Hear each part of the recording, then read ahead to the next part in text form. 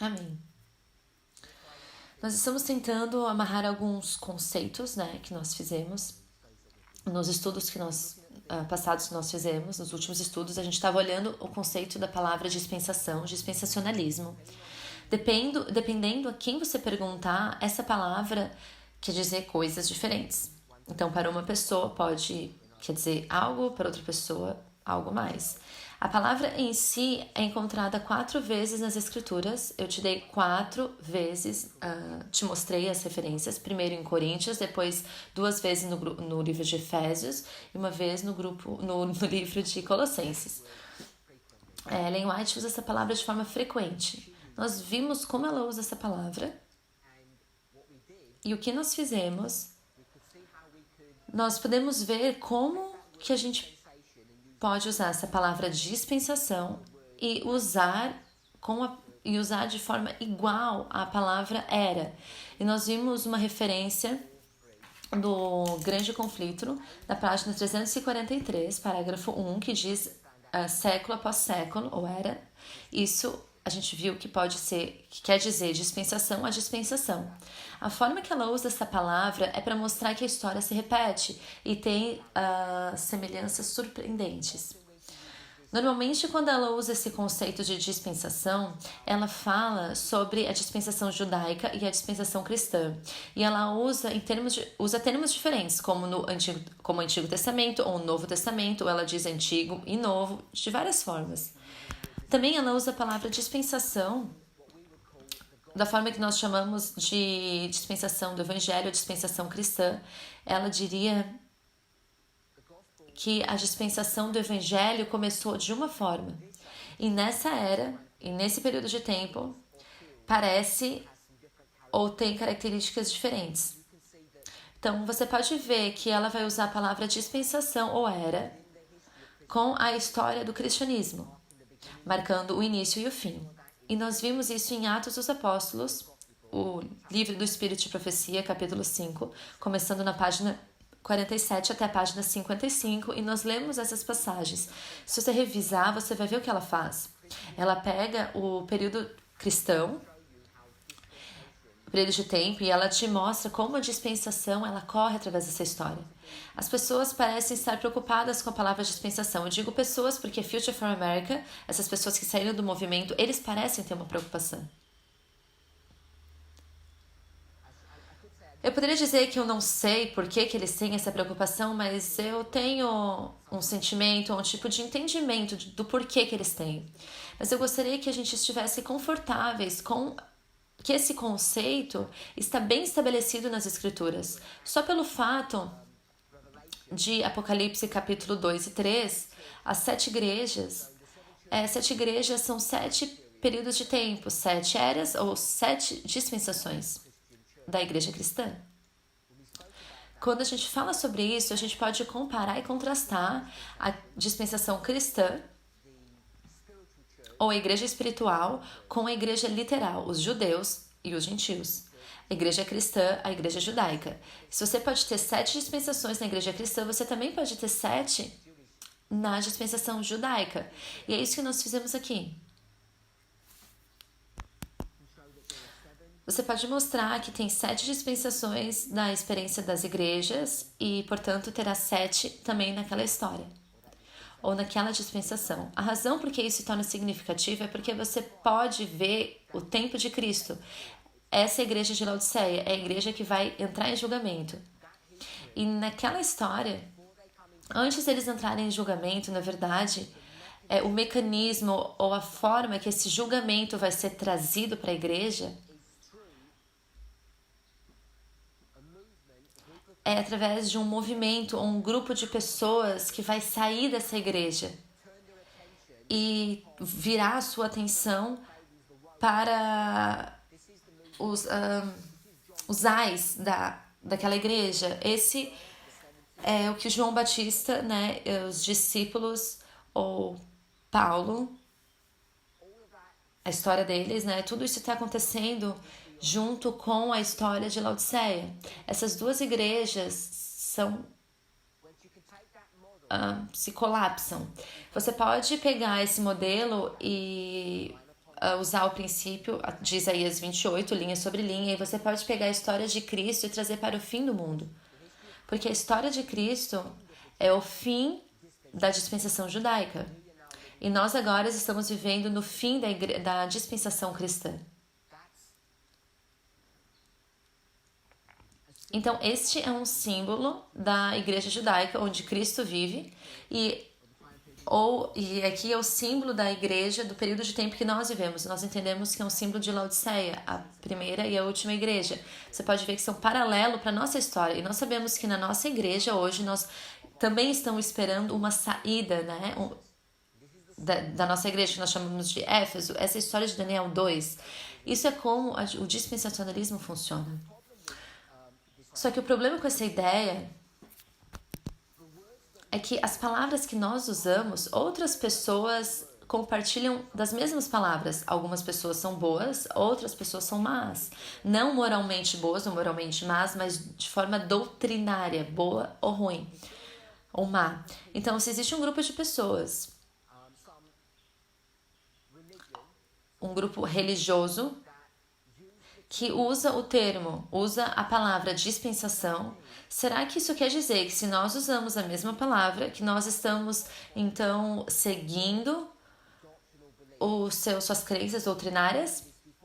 Já aconteceu isso dentro do nosso movimento com a palavra fractal. E nós somos acusados... e agora nós estamos sendo acusados, nós somos acusados por pessoas de dentro do movimento que agora saíram, que a gente usa um termo matemático, que é das pessoas da nova era, usando então uma ideologia. Eles usam essa palavra para explicar a sua ideologia, e a gente também usa essa palavra para explicar a nossa ideologia, a nossa teologia. Só porque a gente usa essa mesma palavra, as pessoas que saíram do movimento nos acusavam, então, de usarmos termos espiritualistas, porque os espiritualistas, né, da nova era usavam essa palavra fractal também para explicar o que estava acontecendo na vida do movimento deles. Nós sabemos que isso é tolice, e a mesma coisa está acontecendo agora com o conceito de dispensacionalismo. Então, só quero fazer uma revisão bem rápida dessa palavra, de como é usada no Novo Testamento.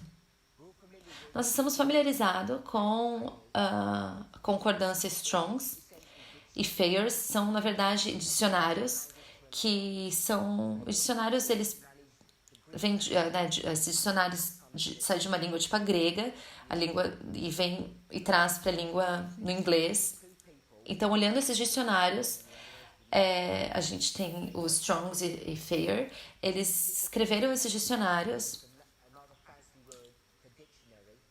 ou eles usam outra palavra, lexi, também, que quer dizer a mesma palavra, mais chique para dicionário.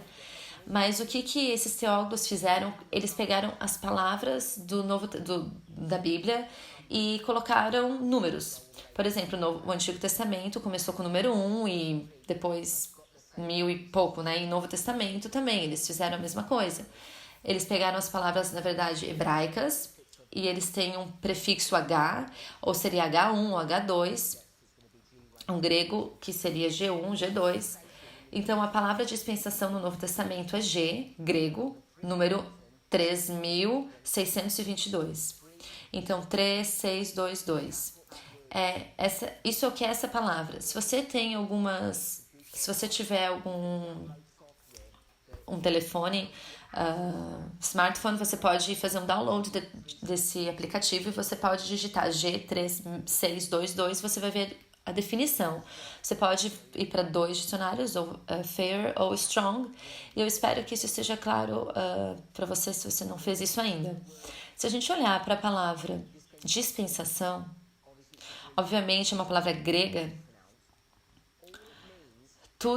O que quer dizer, dependendo a quem você pergunta, Strong ou Fair, quer dizer administração, é a administração de uma família ou um estado.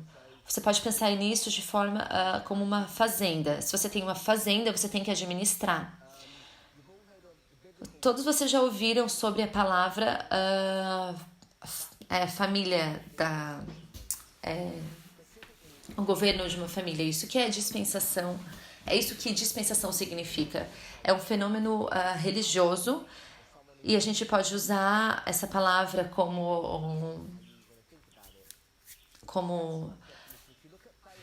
se você usar, na verdade, a definição de Fairs, ele vai refinar esse entendimento.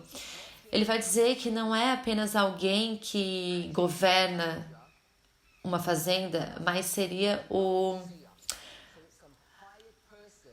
gerente. Então, seria uma pessoa que vai administrar uma fazenda ou um household, que seria o governo de uma família.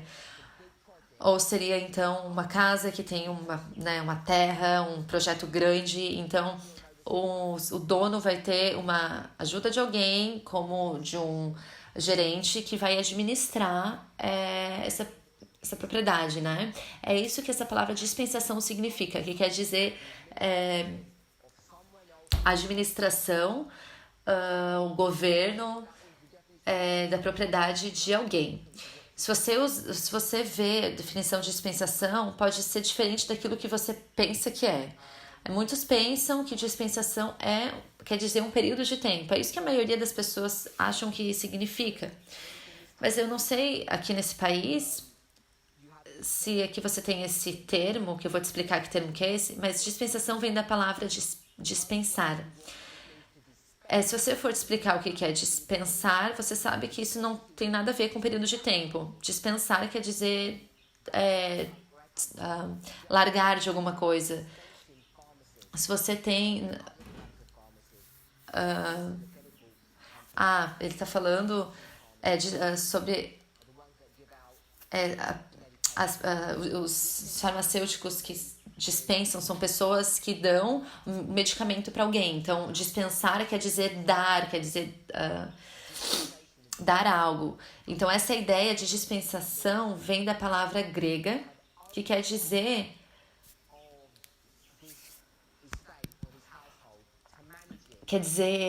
governar, gerenciar instruções, dar instruções. E dispensação quer dizer dispensar também. Então, essa palavra, ela vem de outra palavra grega, que é uma palavra que vem de outra palavra, né? Que vem do número 3623, a gente viu 3622, mas a próxima que a gente vai ver é 3623. E essa é bem similar, que seria um distribuidor que é um gerente que distribui o trabalho, que emprega as pessoas. E também quer dizer um pregador do evangelho. Então, a palavra dispensação é alguém que é um gerente, um administrador de uma casa, ou também pode ser alguém que é um pregador. Então, tem essa pessoa que agora vai administrar ou dispensar o quê? O evangelho, porque ele é um pregador, ou ela.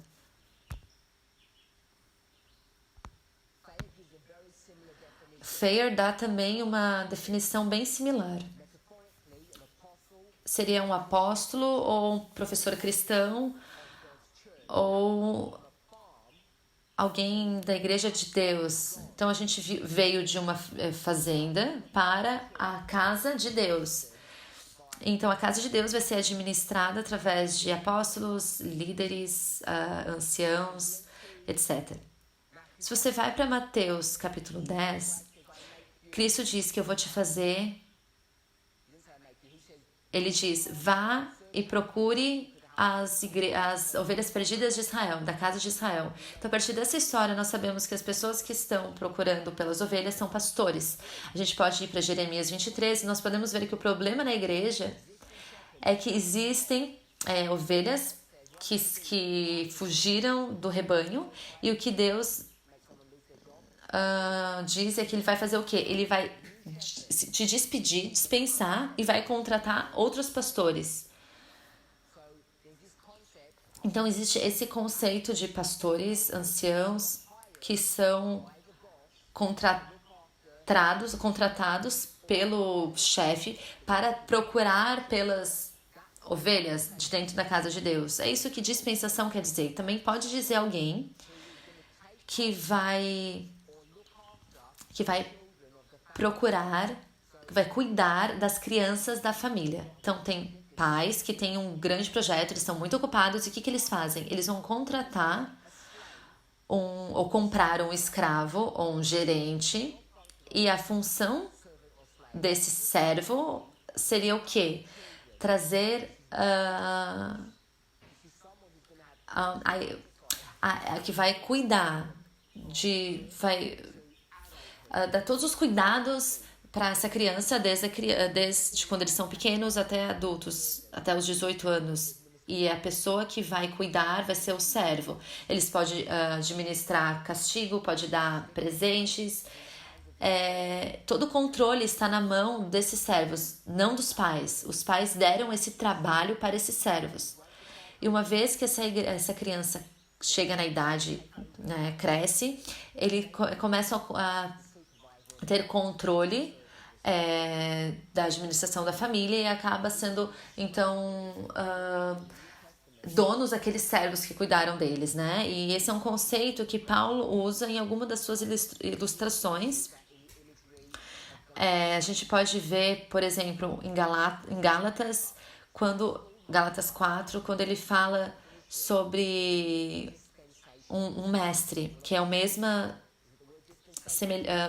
é semelhante com a palavra dispensação. Não é o que normalmente a gente pensa que é, usando era após era, século após século, período, né, diferentes. Mas a forma que é usada é também de uma forma diferente. E essa forma que essa palavra é usada, a forma que a casa é governada de um período para um outro, muda. É por isso que você vai de século após século, de dispensação a dispensação do evangelho, dispensação cristã, ou a dispensação judaica. É como que a casa é governada. O governo da casa muda de um período para um outro. Todos nós sabemos disso. Nós sabemos que a dispensação judaica, ou a era dos judeus, opera de forma diferente. O governo é diferente do que da dispensação cristã. Se você não está certo, você pode ir para Hebreus capítulo 7. Em Hebreus capítulo 7, o que Paulo fala? Um dos seus argumentos poderosos é que ele diz que deve haver uma mudança na lei. A razão por que precisa ter uma mudança na lei é porque quem são as únicas pessoas que devem se tornar sacerdotes? Homens e da tribo de Levi. Ele vai dizer que essa regra deve ser quebrada e destruída, que deve haver uma mudança na lei, deve haver uma nova dispensação, uma nova era. Agora, os sacerdotes estão na ordem de Melquisedeque. Quando você se torna um sacerdote, não é baseado em quem são os seus pais, mas quem está baseado na relação que você tem com Deus. E os seus filhos, eles não podem se tornar cristãos ou sacerdotes só porque você é. Nós sabemos como isso funciona. Muitos de nós conhecemos crianças que se perderam e seus pais eram cristãos verdadeiros. Uma história, uma ilustração seria da história de Adão e Eva, que um dos seus filhos se perdeu e eles eram um casal cristão. Então não quer dizer qual o governo que os pais dão, né? Os pais não podem tornar seus filhos cristãos. Eles que têm que tomar a sua decisão. Esse é o conceito do sacerdócio de Melquisedeque, diferente do sacerdócio de Arão, que trouxe corrupção para dentro. Seus filhos, Eli, né, ele era um sacerdote que tinha os filhos de Eli, né, tiveram um certificado de que eles eram sacerdotes. Mas se você vai... Então a gente foi para a palavra dispensação e a gente foi para a primeira parte, que seria 63:22, depois a gente foi para 63:23 e agora a gente vai para 63:24. A gente viu 3, né, camadas. E agora essa palavra pode ser quebrada em 2 palavras. 63:24. O que tudo quer dizer é uma casa. A casa, ou o governo de uma casa, a gente já definiu isso. Mas tem uma outra palavra também que está ligada a isso, que seria 63, que seria 35:51. Então, eu só vou dar a estrutura que a gente viu aqui.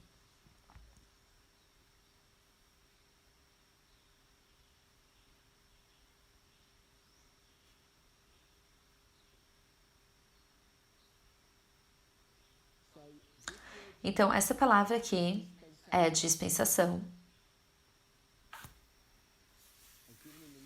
como é dada no Novo Testamento, que é encontrada em 4 lugares, vem da palavra grega 3622, o que vem dessa palavra G 36:23, que vem da palavra, dessas 2 palavras.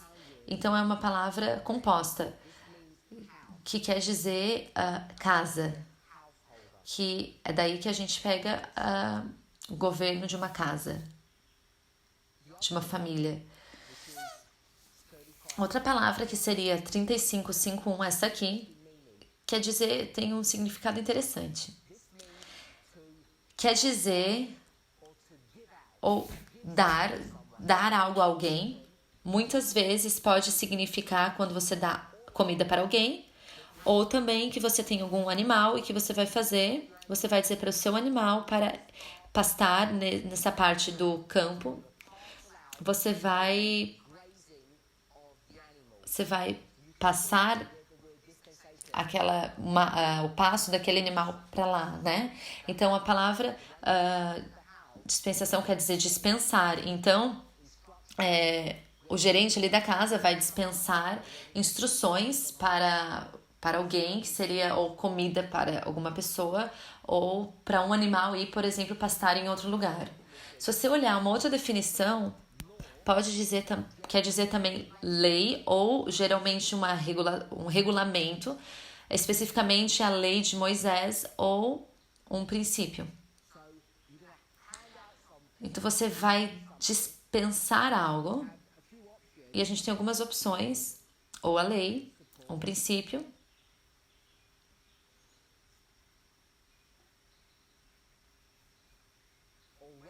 ou um regulamento.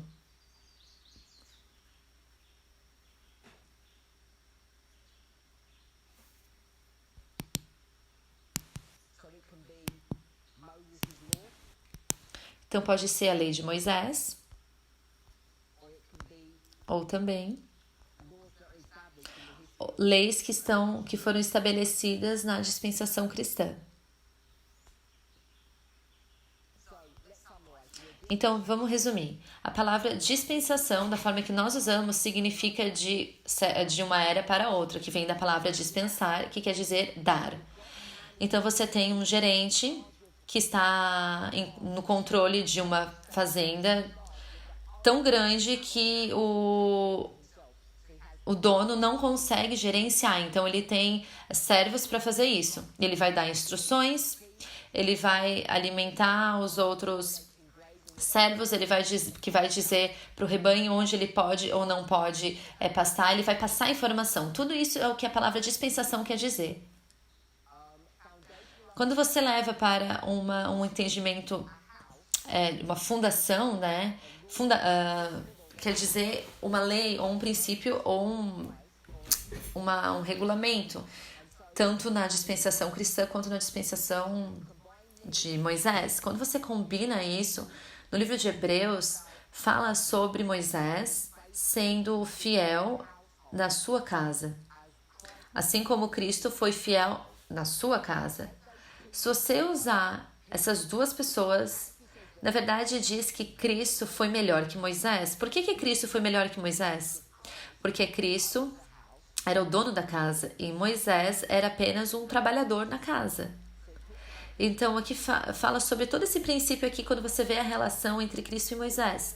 Tudo que eu quero que a gente veja é que a palavra dispensação significa que você tem uma casa ou uma igreja, a casa de Deus, e que está sendo governada por leis e princípios ou regulamentos. E essas leis, esses princípios e regulamentos podem mudar dependendo da situação que você se encontra. Claramente, a definição pode ser ou leis e regulamentos de Moisés ou leis e regulamentos da era cristã. Então, é isso que dispensação significa.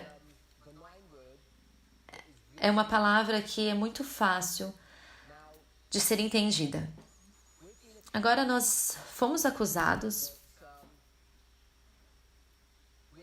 que agora nós estamos entrando num dispensacionalismo. Você tem dispensação aqui e você pode colocar um dispensacionalismo, né, no final. Essa é a acusação que está sendo levantada contra nós.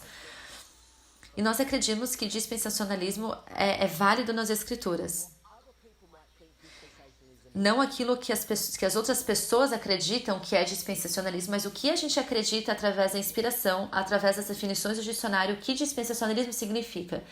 A acusação que está vindo sobre nós é que a gente acredita que dispensacionalismo é algo que está ligado e relacionado à Bíblia. Você acredita que a dispensação de Cristo foi diferente da dispensação que nós vivemos? As regras e os regulamentos são diferentes. Cristo foi circuncidado e você é proibido de ser circuncidado. Cristo, quando ele nasceu, seus pais tiveram que fazer sacrifícios de animais.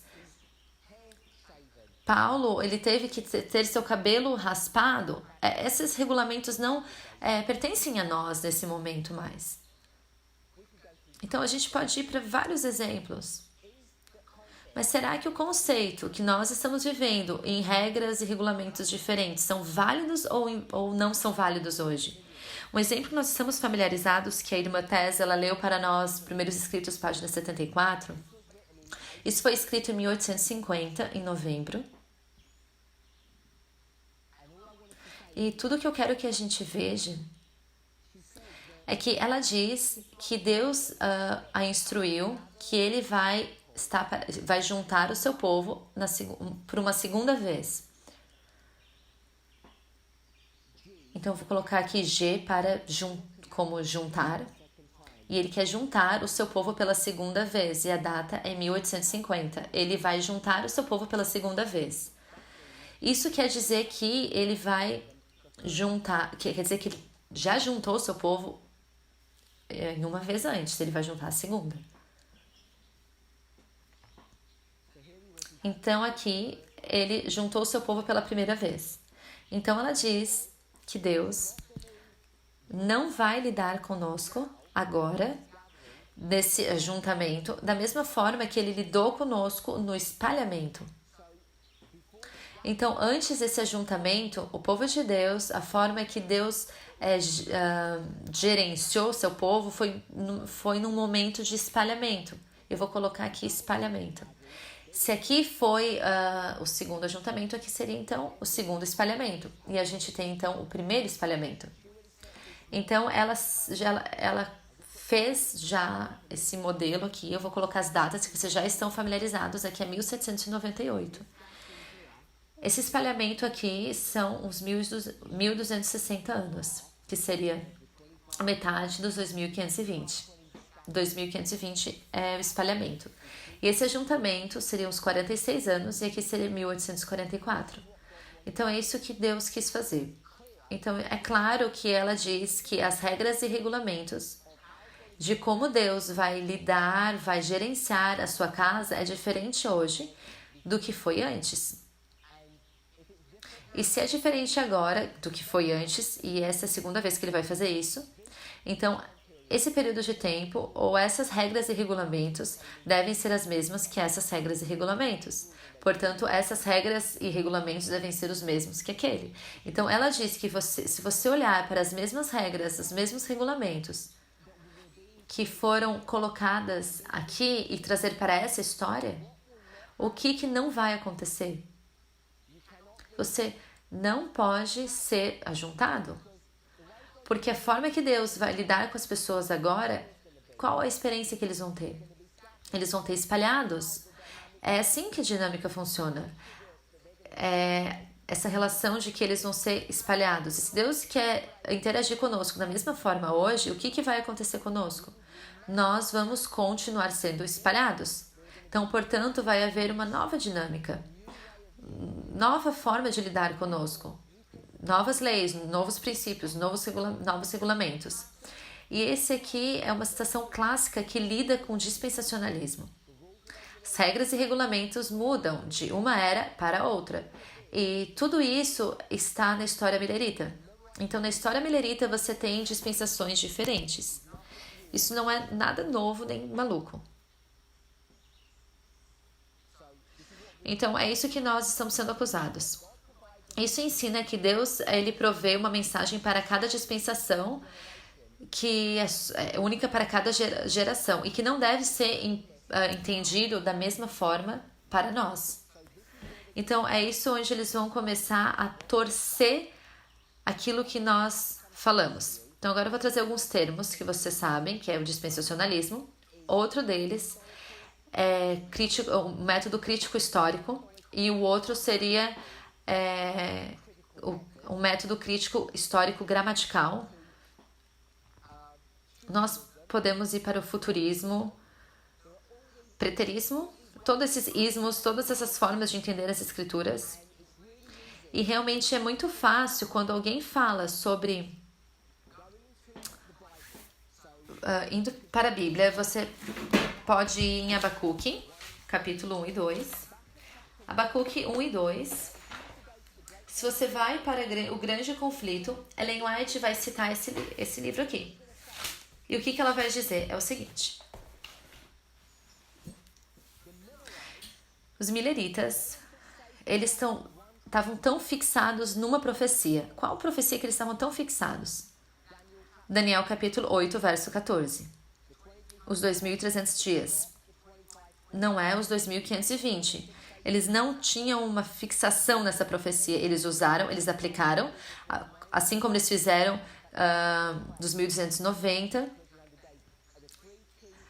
Essas são as profecias chave que tem aqui, são 3 profecias chaves que tem aqui, os 1.335 que estão aqui, os 2.300 estão aqui, os 2.520 estão aqui. São essas 3 profecias principais do movimento milerita, mas a única que eles se focaram mais foi dos 2.300 dias, que foi o pilar, o fundamento do movimento milerita.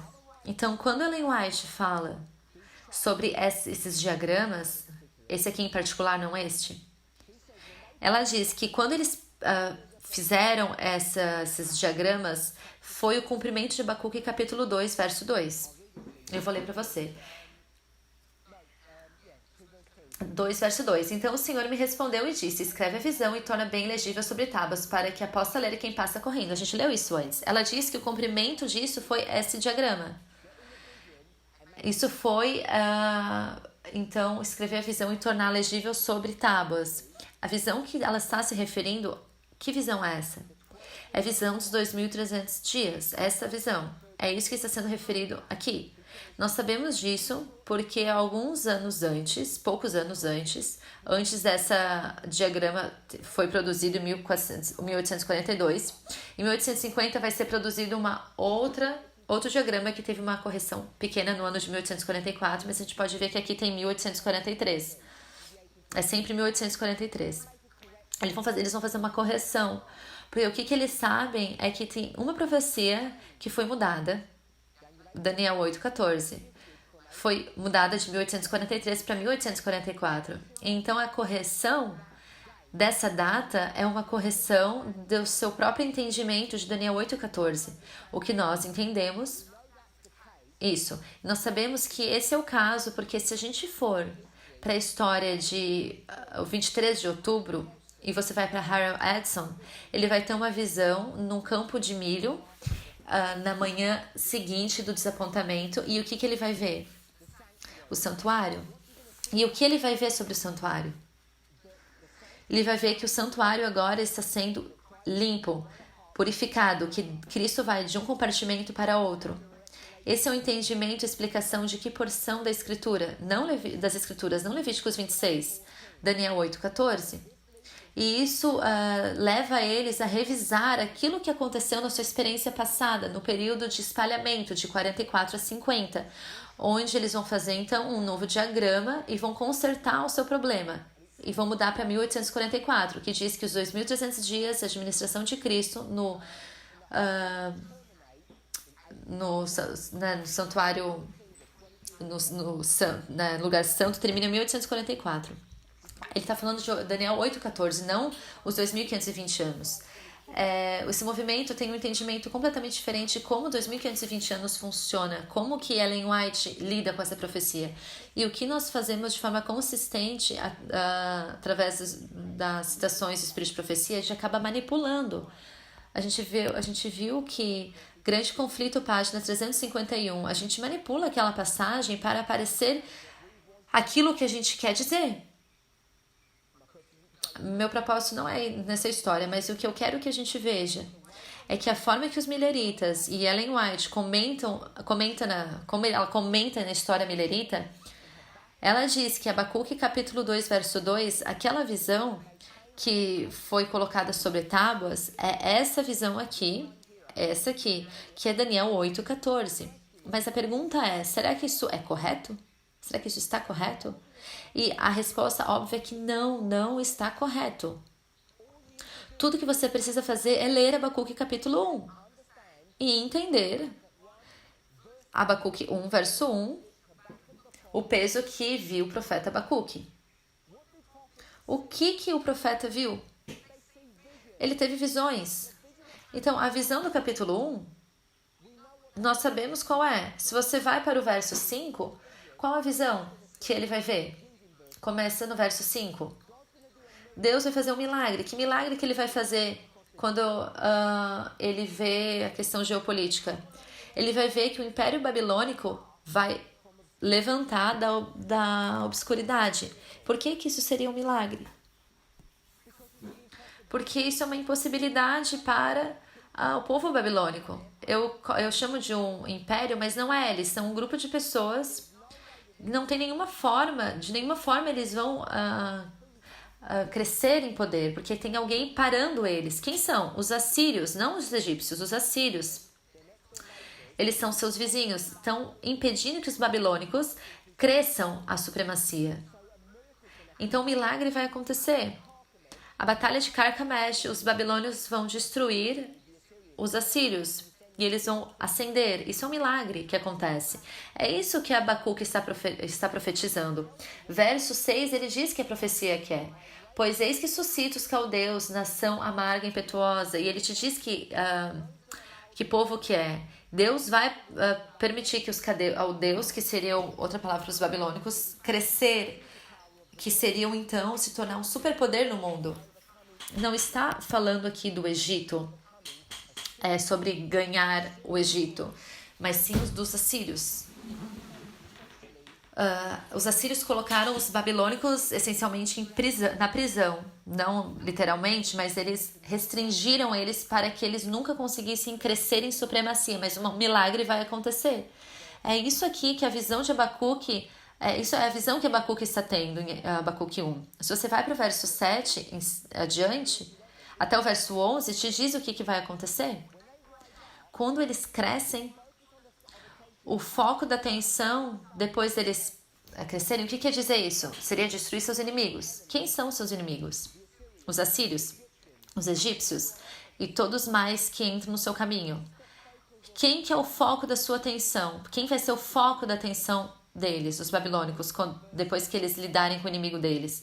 Se você ler do verso 7 em diante, você vai ver de forma contextual que é o povo de Deus, os israelitas. Eles se tornaram o foco da atenção deles. A razão por que eles se tornaram o foco da atenção está no verso 2, 3 e 4. Nos versos 2, 3 e 4 do capítulo 1, o povo de Deus está cometendo um pecado.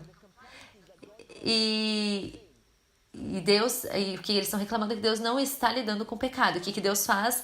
Ele então responde a oração e diz que vai lidar com o problema do pecado. Como é que ele vai fazer isso? Ele vai fazer com que os caldeus sejam levantados para punir o povo de Deus. Isso tem que acontecer, esse milagre tem que acontecer para destruir os seus rivais geopolíticos. Primeiro ele vai lidar com eles, depois com o povo de Deus, a igreja de Deus. Essa é a história de Nabucodonosor. A história de Joaquim, Zedequias, esses reis que são subjugados ao povo de Deus, que estão culminando a destruição da cidade, o templo de Nabucodonosor. É isso que está sendo colocado, mostrado no livro de Abacuque. Quando esse livro de Abacuque foi escrito, os caldeus não tinham ainda crescido, os assírios eram superpoder. Quem acreditaria se alguém falasse? Ninguém. Seria nós dizendo hoje, como nós dizendo hoje, que a América é um superpoder de fato hoje e que Moçambique, nada de errado com Moçambique, mas que Moçambique vai ser superior, né, com os Estados Unidos, e vai ser o superpoder, e que eles vão lidar então com os adventistas do sétimo dia. Quem acreditaria nisso? Ninguém. Por que você não acreditaria? Porque você diria que a profecia não ensina isso. Então não é apenas pelo fato de que você não acredita, porque uma nação pequena, não digo isso de forma com desrespeito, vai realmente ser suprema aos Estados Unidos. Não quer dizer que isso não vai acontecer, porque para Deus tudo é possível, mas nós temos a profecia que nós acreditamos que isso não vai acontecer através da profecia. E é parte do argumento que eles têm. Eles tiveram, para eles, né, no livro de Moisés, eles tinham todo, né, o Antigo Testamento de que eles seriam um povo glorioso. Eles têm Isaías que mostra isso. E isso não vai acontecer. E que as coisas vão acontecer assim, tudo vai... Então, eles têm argumentos proféticos para mostrar por que esse não vai ser o caso. Tudo isso deve ser considerado quando a gente entende o livro de Abacuque. Então, tendo discutido o capítulo 1, a igreja está em pecado, Deus vai levantar uma nação para puni-los. A nação que ele vai levantar não é um superpoder existente. O primeiro milagre que ele fará é destruir, fazer com que eles destruam seu rival, para então que a sua atenção vá para o povo de Deus. Ninguém acreditaria nisso. O capítulo 2 Deus diz o seguinte: o que você precisa fazer, eu vou falar dessa forma, em torno de 100 anos, talvez 50 a 100 anos no futuro, quando isso vai ser cumprido. Deus vai dizer o seguinte: você precisa escrever essa profecia. Isso é o que Abacuque 2, verso 2 fala. Toma essa visão, escreve essa visão sobre os babilônicos que vão destruir o povo de Deus, e escreva para que ninguém cometa erro, para que ninguém esqueça. É isso que fala a visão. Não tem nada a ver com as profecias de 2.200 dias, porque essa profecia ela tem a ver com os persas, que está aqui embaixo. Não está lidando com os babilônios. Uma história completamente diferente. Então, o suficiente sobre Abacuque. Agora eu quero voltar sobre a acusação. Que nós ensinamos que Deus provê uma mensagem para cada dispensação, que é única para aquela geração e que não pode ser entendida e falada como uma mesma mensagem para nós. E eu gostaria de fazer apenas revisando Abacuque 1 e 2. Deve estar claro o que a visão de Abacuque 2 é. Abacuque capítulo 2, a visão está lidando com a ascendência dos babilônicos e a punição do povo de Deus, a igreja de Deus, que seria a destruição de Jerusalém, e eventualmente seria os 70 anos do cativeiro. E quando você volta um pouco para trás, explica como eles foram libertos do cativeiro. É sobre isso que Abacuque está lidando, sobre essa punição. Os bilheritas vão pegar então essa história e eles vão mudá-la. Eles vão mudar a visão. Não essa visão dos babilônicos se ascendendo, mas para as profecias dos 2.300 dias. Eles fazem a mesma coisa com Ezequiel 12.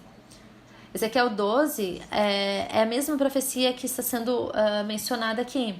Mas Ezequiel acontece cerca de 40, 50 anos depois, mas está lidando com o mesmo assunto, a ascendência da Babilônia e a destruição do povo de Deus. Os mileritas vão pegar então essa passagem e vão torná-la na profecia de 2.300 dias. É incorreto dizer o seguinte, que isso ensina que Deus tem uma mensagem para cada dispensação, a dispensação judaica aqui, falando sobre o cativeiro babilônico, que é única para aquela geração. O Abacuque de Abacuque é único para aquela geração. Nós estamos de acordo com essa acusação, mas então eles dizem que não deve ser entendida e falada como uma mesma mensagem para nós. É aqui que eles começam a manipular e torcer aquilo que a gente diz, não ao que a gente fala apenas, mas o que Ellen White e todos os profetas falam. Quando eles usam passagens da inspiração prévias, como Paulo usa, por exemplo, está escrito no Antigo Testamento e aplica para a sua própria dispensação. Ellen White faz isso, nós fazemos isso. O que nós deveríamos dizer, o que eu estou dizendo, e eu acredito que isso é verdade, o que eles estão dizendo é erro, é escuridão. Quando você pega uma história e você faz uma aplicação, Ellen White faz isso. Ela torna essa profecia do cativeiro babilônico e ela torna a uma profecia, faz com que seja aplicada a profecia dos 2.300 dias, fazendo com que esse diagrama, deixa eu refrasear, ela torna o livro de Abacuque, que seria esse diagrama, ela torna isso no diagrama de 1843. Se eu fosse te perguntar isso como adventista regular, você poderia fazer isso? Eu tenho um livro aqui, e eu vou dizer que eu vou tornar o livro de Isaías e eu vou tornar ele aqui num diagrama. Esse diagrama não tem nada a ver com o livro de Isaías. Você diria que isso é loucura, que eu não tenho nenhum direito de fazer isso. Mas isso é exatamente o que os mileritas fazem. Eles pegam um livro da Bíblia, uma porção específica, e tornam isso num diagrama. Ellen White ela endorsa isso. E eu estou dizendo que se ela falar isso, eu aceito. E mais do que isso, eu entendo o princípio do porquê eles fazem isso. O mecanismo por trás sobre essas regras e regulamentos. Quais são as regras e regulamentos?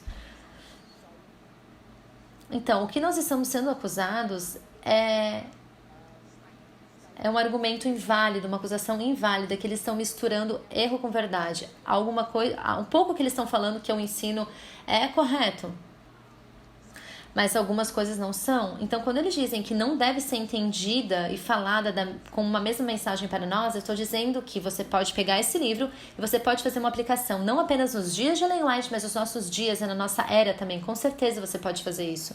Então, eles dizem que a interação de Deus com cada dispensação é única para aquela geração e não tem influência nas dispensações que se seguem. Então você pode ver que isso é uma repetição e ampliação que eles fazem. A primeira parte está correta. A interação de Deus com cada dispensação particular é única para aquela geração. Vamos parar aqui. Quem diria que isso é erro? Claro que isso está correto. A forma que Deus lida com os judeus não é a mesma forma que ele lida com os gentios. Não é a mesma forma que ele lida com os cristãos. A forma que Deus lida com a igreja de Deus aqui na história de Tiatira é a mesma forma que ele lida com a sua igreja na história de Sardes? Claro que não é. Nós temos o Espírito de Profecia no livro Primeiros Escritos, página 70, que fala isso. Deus vai lidar com você aqui de forma diferente que ele vai lidar com você aqui. Se ele não lidasse de forma diferente, o que aconteceria? Não haveria mudança. Não haveria, então, salvação.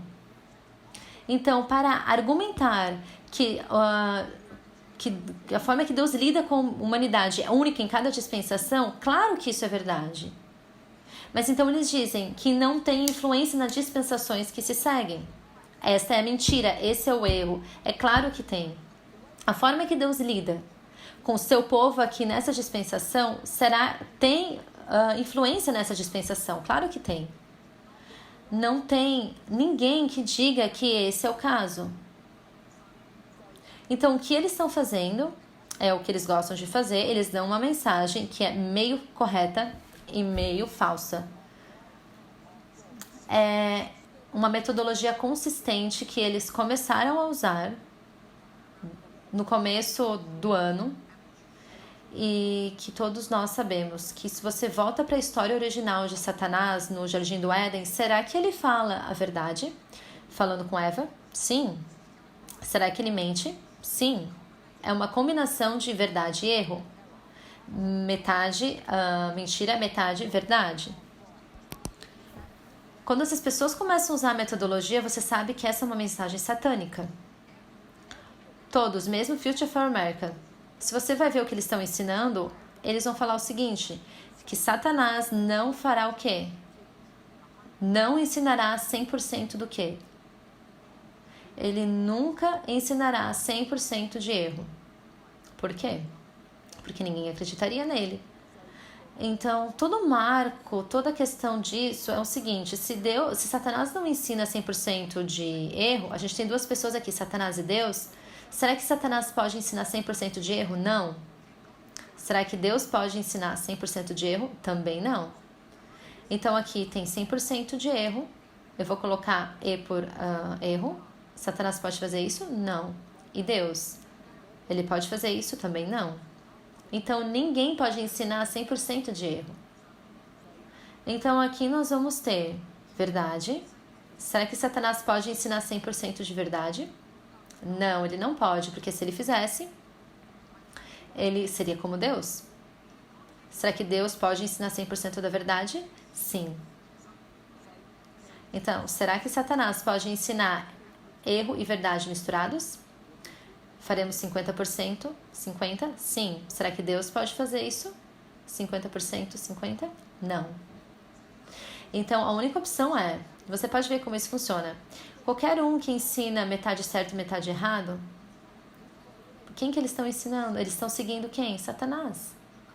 Você não pode ensinar 100% erro, nem metade erro, metade verdade. Você tem que ensinar isso, 100% de verdade. Faça a seguinte pergunta para você. Eu vou te acusar o seguinte. Eu vou te acusar de acreditar nisso. Dispensação é válida. Você sabe disso. Você 100% acredita, então, que dispensação é válida nas escrituras? Eles vão usar a palavra dispensacionalismo porque Satanás sempre tem uma forma de manipular as coisas, mas a palavra dispensação é válida. Nós acreditamos nisso? Sim, está 100% correto. Isso ensina que Deus provê uma mensagem para cada dispensação, o que é para aquela dispensação, para aquela geração. Isso é 100% verdade? Claro. Ele deu uma mensagem para os patriarcas, ele deu uma mensagem para Adão. Ele deu uma mensagem para Arão, para Cristo, para João. São mensagens diferentes. Será que a mensagem de João é a mesma mensagem que Isaías tinha? Não, não é a mesma. São mensagens diferentes. A mensagem de João é que o Messias estava para vir. Na verdade, ele diz o quê? Que o tempo está cumprido. Isaías não está dizendo isso. Isaías está dizendo que Isaías não está dizendo que a mensagem está cumprida, que o Messias está aqui. Eles têm diferentes mensagens, que é única para cada dispensação. Você acredita nisso? Claro que você acredita. Todos nós acreditamos nisso. Eles não acreditam. Eles não acreditam que isso é verdade. Então nós vamos dizer sim, essa é uma explicação correta do que nós acreditamos. E então eles vão dizer o que você também acredita, que é única para aquela geração e que não deve ser entendida ou falando para nós, ou pessoas no futuro, nós acreditamos nisso? Não, você sabe que a história de Cristo tem uma aplicação para a nossa história. Então, quando alguém te acusa sobre essa última parte, que a história de Cristo é apenas para o primeiro século dos judeus, você acredita nisso? Não, mas você está sendo acusado disso. Então, tem uma meia luz sendo colocada aqui. Eles estão ensinando metade verdade, metade mentira sobre aquilo que você acredita. Eu digo você, porque se você lê isso, ou qualquer pessoa que lesse isso, diria que isso é louco. Deus interage com cada geração de forma particular, única. A forma que Deus lidou com o povo na época dos juízes é diferente do que a forma que ele lidou com os reis, o tempo dos reis. Você sabe que o tempo dos judeus não era da mesma forma do que a forma que ele lida com essa geração. Eles estão corretos nisso, eu espero que você acredite nisso também, mas eles falam que não tem influência nas dispensações que se seguem. É isso que ele diz que você acredita? Porque é isso que eles falam que eu ensino. Se nós estamos juntos, você acredita nisso. Você acredita nisso? Não, é uma acusação falsa. Metade certa, metade errada. Eles estão testificando de que eles estão seguindo Satanás, porque eles estão usando um princípio satânico. A razão por que eles querem se tornar fixados nessa palavra dispensacionalismo é porque se você olha para a forma que dispensacionalismo é entendida, a palavra em si, se você vai fazer uma pesquisa no YouTube, se todos vocês já ouviram a frase para a era, esse termo, a era que virá, o século que virá, se você já ouviu também a palavra sobre arrebatamento secreto? Ou as séries... na verdade, são sinônimos da mesma ideia, do mesmo sistema de crença. Isso é dispensacionalismo, como um protestantismo apostatado acredita. E é assim como eles acabam... E esse é o motivo que eles acabam fazendo isso. Você tem essas pessoas... A primeira pessoa que a gente pode nomear aqui, essa pessoa seria Darby. E aqui estamos em 1830. Aí você tem alguém... Eu vou colocar só apenas 2 pessoas famosas que você provavelmente já ouviu. Ele produziu a Bíblia Darby, é uma Bíblia famosa. E o outro é Scofield, que seria a Bíblia do Scofield. É um tipo particular de Bíblia. Na verdade, é uma referência que as pessoas gostam de usar. Aqui seria em torno de 1920, que ele produziu esse livro, e ele se tornou super rico. E ambos produziram Bíblias. Eles tinham também uma crença que se chama hoje dispensacionalismo. Tem muitos fatos de dispensacionalismo, mas basicamente é isso que é. Eu não vou te dizer o que eles acreditam, mas aquilo que eles acabaram produzindo. O que eles acabaram produzindo através do seu sistema de crença é aquilo que você vê nos Estados Unidos, não apenas nos Estados Unidos, mas é o que você vê no Oriente Médio. Não apenas o que você vê no Oriente Médio, mas o produto do que você vê ou o que vai acontecer após a Segunda Guerra Mundial na Europa. Então você tem uma influência europeia, você tem uma influência americana e uma influência do Oriente Médio. E o foco da atenção de tudo isso são essas 3 áreas geopolíticas, é apenas uma nação. Seriam os israelitas, a nação judaica, a nação de Israel. Então, esse é o produto do trabalho dessas pessoas. É isso que dispensacionalismo é. E a forma que funciona é a seguinte: eles não leem as suas Bíblias, eles leem suas Bíblias e copiam a sua teologia, e eles vão para o Antigo Testamento, e eles vão pegar essas promessas do Antigo Testamento, eles vão lê-las, obviamente literalmente, então, eles vão ir para passagens como Abacuque, Jeremias, Isaías, e eles vão ver o que Deus vai prometer após o cativeiro babilônico. Será que foi o cativeiro babilônico literal? Sim, era um povo literal, o povo hebreu. Eles eram literalmente colocados em cativeiro, e em seguida Deus promete que eles vão sair e tudo ficará bem. E o povo de Israel, a terra de Israel vai ser como o quê? Como o Jardim do Éden. Tudo vai ser lindo. E o que essas pessoas querem fazer? Eles querem pegar essas porções das escrituras após o cativeiro e eles vão torná-las literais. Então eles vão usar esse conceito de literalismo. Mas eles pegariam então uma pedra de tropeço, porque tudo bem falar sobre os judeus literais, mas o problema que eles vão encontrar aqui seria o cativeiro dos 70 anos na Babilônia. E em seguida, o que você deve ver? O quê? O Éden. Jeremias capítulo 31, verso 31 a 33. Jeremias 31, 31 a 33. Após aqueles dias, esses dias aqui, após os dias de cativeiro, eu vou te prometer que tudo vai ser fixado e reparado. Que tudo vai dar certo e você vai ser um povo lindo e eu vou te consertar dentro e fora e a terra vai ser próspera. Tudo literal. É isso que foi prometido. Israel vai ser como o Jardim do Éden. Mas qual que é o problema? Eles falham. Eles saem da Babilônia, do cativeiro babilônico, e eles caem em idolatria, em legalismo, e eles entram numa grande confusão. O que segue? Cativeiro Medo-Pérsia, Grécia e Roma, e o cativeiro romano. Os romanos eles entram em aliança com o mundo porque eles não podem lidar com eles mesmos, seguindo suas regras. Então eles falham em receber o Jardim do Éden, tornando Israel, que é uma pequena porção da terra entre o Mar Mediterrâneo e Rio Jordão, como um Éden literal, mas isso não funciona. Então Cristo vem e as coisas começam a dar errado. O que acontece de errado? O livro de Atos. Paulo entra e faz toda uma bagunça aqui nesse plano. Então aqui é o plano B. Seria uma aberração. Seria um parênteses, eu vou colocar aqui. Essa pequena porção da história, na verdade não tão pequena, mas 2000 anos. E o que acontece aqui nesse período de tempo? E eu vou chamar isso de igreja.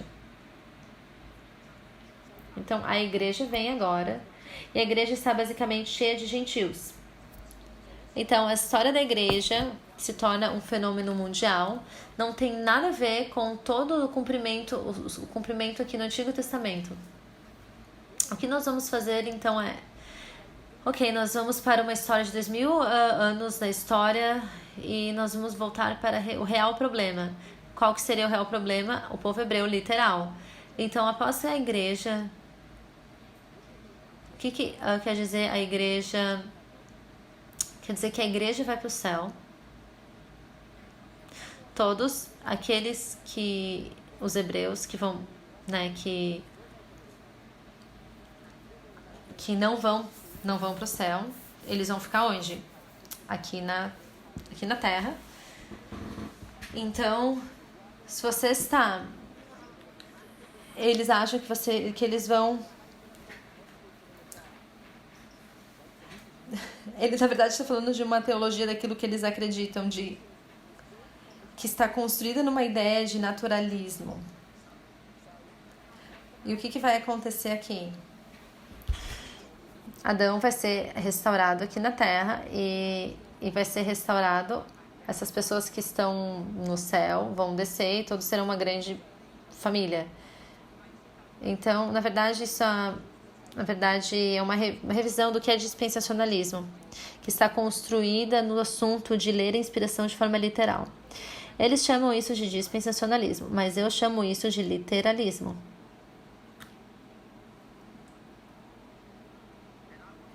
E eu sugiro, se você quer seguir ensino de parábolas, e você vai do literal, aqui está de literal para o quê? Literal para literal. Isso é um crime que é punido com a morte. É uma questão de morte. Se você não gosta que eu fale dessa forma, eu vou te dar uma forma um pouco mais tranquila. Na verdade, é uma mensagem de vida ou morte. Uma mensagem de vida ou morte. Talvez é uma forma melhor de falar. Eu chamaria de Evangelho Eterno, o Evangelho Eterno parece melhor. O Evangelho Eterno é uma mensagem profética, um teste de uma mensagem profética que vai criar duas classes de pessoas. Uma vai cair para a morte, outra para a vida. São duas fontes. Aquela que vai para a morte, qual que é o seu crime? Literal para literal. Então, se esse é o crime deles, quais são as outras formas a outra forma que o outro grupo vai ser salvo, aqueles que acreditam no Evangelho Eterno? Como é que eles vão começar a sua jornada? Eles vão começar do Antigo Testamento e eles vão do literal para o espiritual. É fácil. Esse movimento, essa mensagem só ensina uma coisa. Se você ficar no literalismo, que os protestantes o protestantismo apostatado chama de dispensacionalismo, se você usar isso, você vai morrer, porque você vai estar rejeitando o Evangelho Eterno. Mas isso não se parece ao Evangelho Eterno que você conhece, porque você tem duas diferentes formas de explicar isso. Mas o que isso se parece? Esse aqui. Quando você vai de literal para espiritual. isso é ensino de parábolas. E você pode mostrar de forma clara, em Números capítulo 23 e 24, usando alguns dos princípios e as regras de interpretação profética que nós usamos, que a primeira vez que a palavra parábola é usada na escritura é por Balaão. E quando ele usa isso, ele diz: eu vou tomar a minha parábola. E o que ele está falando? Ele vai usar a minha parábola. Ele está falando sobre algo que está para acontecer, uma predição. Qual que é outra palavra para predição? Profecia. Então você sabe que parábola é profecia. E se você não está certo sobre isso, você pode, na verdade, ir no Espírito de Profecia, você pode digitar a palavra Balaão e digitar a palavra profecia. E você verá que ela está te levando para Números 23 e 24. Ela te leva para Números 23 e 24, onde na Bíblia não diz a palavra profecia, mas diz a palavra parábola, mas a Ellen White diz que a palavra é profecia. Então ela faz uma metodologia de texto-prova, ela vai colocando todos juntos e ela vai te provar, através do método de texto provado, que parábola é profecia. E profecia, por definição, é que você tem que tomar uma história literal, você tem que entender isso no fim do mundo de forma espiritual, quer dizer que não vai se parecer o mesmo. E é onde agora é onde o problema começa a acontecer no movimento. Esse é o motivo dessa separação. Aqueles que acreditam meio certo e meio errado, meia verdade, meio erro, são aqueles que estão seguindo Satanás. Eu não vou ser bobo e dizer que eles são adoradores de Satanás, mas falar sério sobre isso, vamos ser inteligentes. Isso é estudo bíblico. Você pode claramente ver o que isso está ensinando. Faça a pergunta para si mesmo: se alguém está te acusando e eles te dão meia verdade e meia mentira na sua acusação contra você, para que lado que vocês vão colocá-lo? É fácil ver. Então, nós podemos estabelecer isso sobre pessoas que estão fazendo metade correto e metade errado. A razão por que isso se torna problemático é porque essa é a terceira vez, pelo menos, contando que isso acontece. Eles fazem a mesma coisa com Butler, e eles fazem isso essa mesma coisa com a Mother Angelica, Mãe Angélica, se eu puder, usando esse símbolo para falar sobre isso, metade certo, metade errado. Então eles estão fazendo isso de novo no assunto de dispensacionalismo. A razão por que isso se torna tão importante é porque o que Future for America quer fazer, eles querem persuadi-lo a acreditar nessa questão, que na dispensação, o período de tempo aqui, de 1989 até o Decreto Dominical Nacional. Isso é Daniel 11:41 e aqui é Daniel 11:40, parte B. E aqui 41 e ali 41. E que esse é o fechamento da porta da graça e isso é Daniel 12:1. Estão de acordo com isso? Daniel 12:1, Miguel se levanta. Fechamento da porta da graça. O que eles querem que você acredite é que nós estamos vivendo hoje, aqui, em 2019. É isso que eles querem que você acredite. Será que isso é verdade? Nós realmente estamos vivendo em 2019? Sim. Eles querem que você acredite que esse é o caso. E é verdade. Claramente está correto. Mas eles também querem que você acredite de que aqui, em 2019,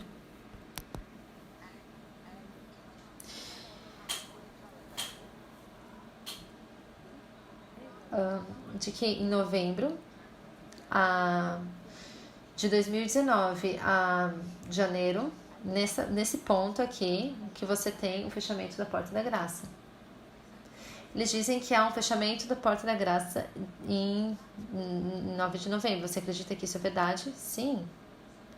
Então agora que vem o problema. O que eles querem que você acredite, depois de ensinar todas essas verdades, é que Miguel vai se levantar para você. Miguel vai se levantar para você. E ele vai pegar esse marco e vai trazer aqui, dentro dessa história. E eles vão dizer que aqui é Daniel 12:1. Que eles querem que você engula essa pílula. O que eles querem que você acredite que Miguel vai se levantar para você aqui. Porque o que eles querem clamar é que eu estou ensinando um erro grosseiro. E eu vou te dizer qual é esse erro de acordo com eles que eu estou ensinando. Eles querem dizer o seguinte: que o assunto, fechamento da Porta da Graça, 9 de novembro de 2019, tem sido sequestrado por mim. Eu sequestrei essa teologia. Você sabe o que sequestrar quer dizer? Aqui é o carro de alguém e quem dirige esse carro é o dono. Então o dono, ele dirige esse carro. O que eu vou fazer? Eu vou passar por frente dele, vou fazer com que ele pare e vou sequestrar o seu carro. Isso quer dizer que alguém, uma outra pessoa, então vai ser dono desse carro. Então, se eu sequestrei isso, quer dizer que 9 de novembro, então, alguém era dono de 9 de novembro. Quem você acha que é? Se existe esse movimento e o deles? Eles que estão tomando possessão de 9 de novembro. Isso é só uma forma light de dizer que 9 de novembro foi inventado e é propriedade de Future for America e não é propriedade desse movimento. Eles vão dizer de uma forma muito mais dura. Eles falam que a irmã Tess, ela clama que ela que descobriu através da instrução de Deus que ela é a pessoa que trouxe 9 de novembro para esse movimento. Eles veem isso como uma bandeira vermelha, porque eles veem isso e eles dizem que a gente sabe que teve outras pessoas que trouxeram 9 de novembro, que tem umas pessoas que viram 9 de novembro bem antes dela introduzir em outubro de 2018. Não muitas pessoas, eu disse umas 2, não quero exagerar. Então, eles querem tomar possessão disso. De que a gente sequestrou esse assunto, que foi sequestrado por Parminder. Ele introduziu o conceito de 4 fechamentos da Porta da Graça. 1 para os sacerdotes, para os levitas, para os netineus e para os 144 mil. Isso é erro. Tem 3 fechamentos da Porta da Graça de acordo com eles. Ráfia para os sacerdotes, 1 ponto. Então, os levitas, um período de tempo. Panion para decreto dominical, e o terceiro seria decreto dominical até Miguel se levanta, Daniel 12:1. Quando Parminder levantou esse conceito de 4 fechamentos da Porta da Graça, é o que eles estão dizendo. A próxima confusão é sobre será que vai ter alguma mediação para os sacerdotes depois que a Porta da Graça fecha em Ráfia? Mediação quer dizer que Deus vai interceder por você, que Cristo vai interceder por você. Eu estou dizendo que aqui em 10 de novembro, ou 11, 12 até janeiro, até 2020, 2021 e adiante, Cristo vai ainda estar sendo seu mediador. Eu estou sendo claro com isso. Mas ele diz que introduziu confusão de ter uma mediação para os sacerdotes depois do fechamento da Porta da Graça em Ráfia. Essa é a essência dessa linha, dessa questão que está tomando lugar nessa discussão. Será que a gente pode pecar e se arrepender depois de Ráfia? Quão simples é isso de entender? Eles dizem que não. Nós dizemos sim. Se você diz não, isso não pode acontecer. O que vai acontecer se você pecar depois disso? Você está perdido porque não tem mais mediação. Quando que essa mediação termina? Em Apocalipse 22, verso 11. Aqui em 22, verso 11. Então, eles querem pegar essa experiência e trazer aqui para baixo, para a história dos sacerdotes. Se você é bom ou ruim, é tarde demais. Se você é justo, você vai permanecer justo. Se você é injusto, você vai continuar sendo injusto. Então, faça essa pergunta para você mesmo. Você acredita que depois dessa experiência, você não chegou nem no decreto dominical ainda, de que a sua aprovação já fechou? Sabe por que eles acreditam nisso? Porque eles vão para esse tipo de... Eles vão para esse momento aqui, eventos finais, página 2 até 27, parágrafo 1, que veio das mensagens escolhidas, página 81, que está lidando com as 4 visões de Ana. Eu não lembro qual é o último nome dela. O que eles vão dizer é que o grande teste para o povo de Deus é antes do decreto dominical. Então, o decreto dominical Daniel 11:41 não é o grande teste, porque você tem que ter um grande teste para ser testado, para você tomar uma decisão se você passa o teste ou não. Então, se aqui é o seu fechamento da porta da graça, você vai ter que ter um grande teste antes de 9 de novembro de 2019. E eles não acreditam em 2014 como nós acreditamos. Então, qual que é o seu grande teste? Você não tem muitos lugares para ir. Eles não desenvolveram e refinaram esse estudo de forma adequada. Eles vão acabar desfazendo tudo aquilo que já foi ensinado nos últimos 12 ou 24 meses. Então, o que eles querem que você acredite é que no período de tempo antes do decreto dominical, o fechamento da porta da graça acontece para um grupo de pessoas, para todos, não importa quem eles são. Pense sobre isso. Aqui é a chuva temporã e aqui é a chuva serôdia. Nós discutimos isso aqui. 2019 está aqui. Estamos na história da chuva temporã. Eles querem te dizer que antes de você mesmo desenvolver um fruto imaturo, não é nem um fruto maduro ainda, é um imaturo, porque você não teve ainda a chuva serôdia, a sua aprovação termina. Você não tem nem confrontou ainda o decreto dominical. Como você entende o decreto dominical? Mas o que eu quero que a gente veja é quão doida essa posição que eles têm. Se aqui é o fechamento da porta da graça, então eles vão te dizer o que o segundo advento é. Porque você não pode ter o fechamento da porta da graça em Daniel 12:1 e que a intercessão para antes de ter um contexto. O que esse contexto é? Se Ráfia é o fechamento da porta da graça, qual que é o contexto do segundo advento? Vai ser Pânion? Pensa sobre essa frase tão estúpida. Não importa como eles queiram entender Pânion, eles dizem que em 18 de julho de 2020 até dezembro de 25 de 2021, esse período de tempo, não importa o tempo que eles falam, isso quer dizer então que Cristo vai voltar de 2020 a 2021? Ele poderia? Como que ele voltaria? Será que vai ser um arrebatamento secreto? Eles estão te dando estão falando diretamente na sua face que eles acreditam em dispensacionalismo, não nós não estamos lidando com literalismo, eles estão lidando com literalismo, eles querem pegar histórias literais e trazer aqui e fazer um fechamento da porta da graça literal. Se você fizer isso, o que vai ser Pânion? O que Pânion vai se tornar? Não pode ser um segundo advento literal. Então eles vão fazer algo espiritual, ou eles vão tentar, ou vão esquecer tudo isso. Toda essa mensagem que eles têm é uma bagunça.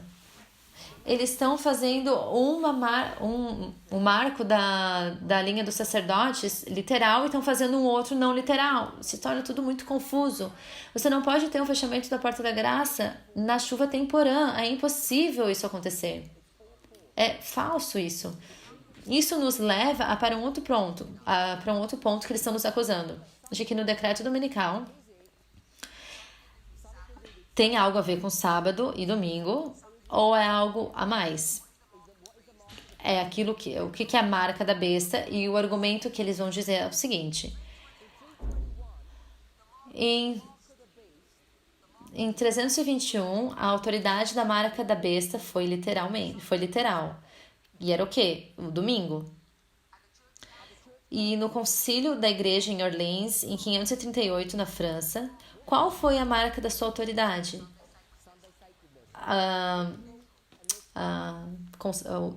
O domingo santo, né? Santificar o domingo. Eles querem pegar essas duas histórias literais, trazer para o fim do mundo e de literal para um literal. Se você vai de literal para literal, você está entrando num dispensacionalismo. Você vai pegar histórias literais do passado e vão trazer literalmente para o futuro. Se você fizer isso, você vai falhar no teste.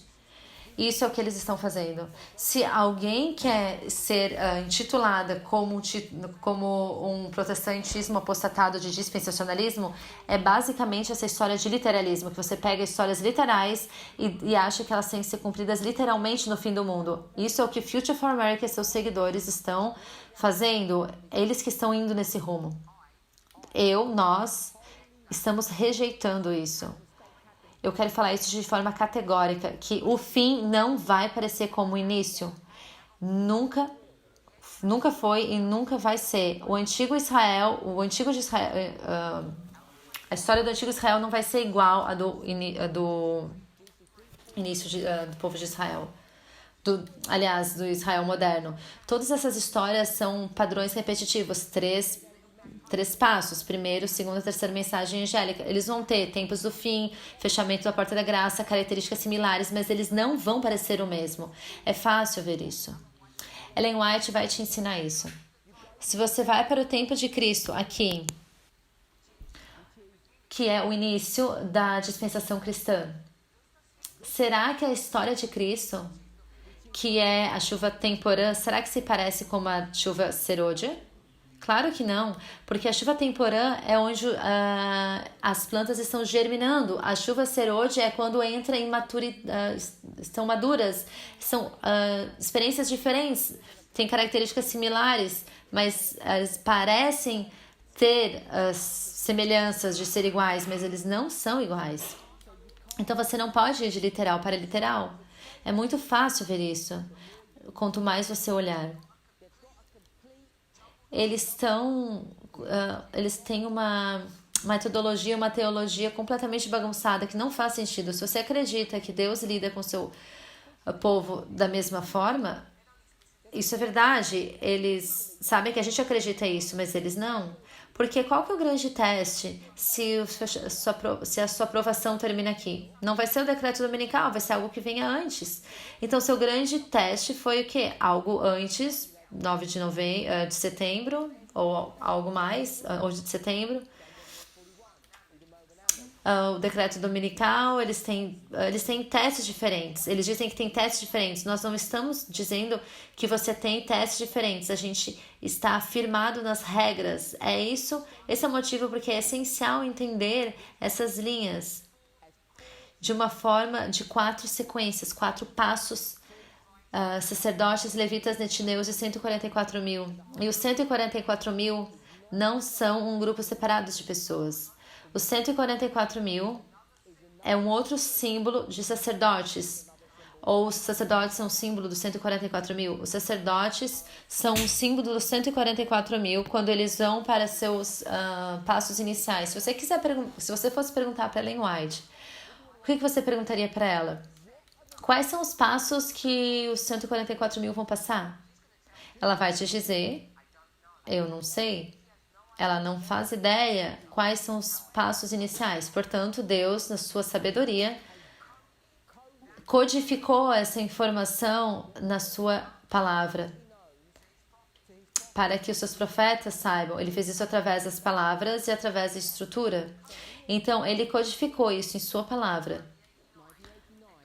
1989, 11 de setembro. Ellen White não sabia isso, Daniel não sabia isso também.